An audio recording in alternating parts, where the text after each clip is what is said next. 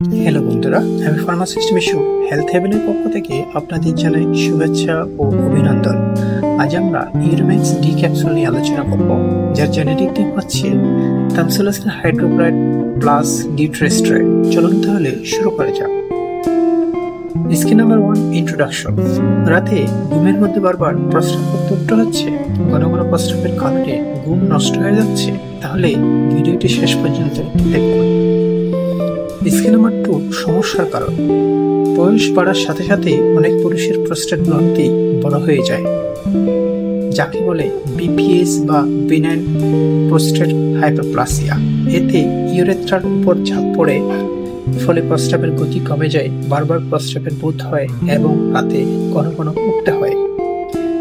Skin number 3, ওষুধ পরিচিতি। এই উপসর্গগুলো কমাতে ব্যবহৃত করা হয় ইউরোম্যাক্স ডি, যা তৈরি করছে ইনোমেট হেলথ ফার্মাসিউটিক্যাল লিমিটেড।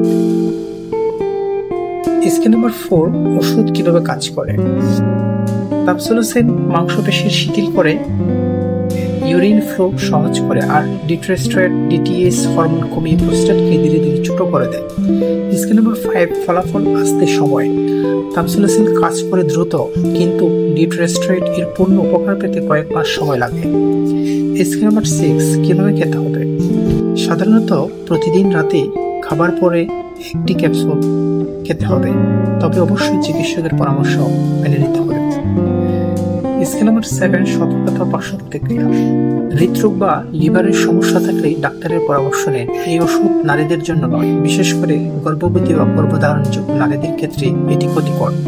কিছু ক্ষেত্রে মাথা ঘোরা, দুর্বলতা হতে পারে, তাই সতর্কতা করুন। স্কিন নাম্বার 8, কখন ডাক্তারের কাছে যাবেন।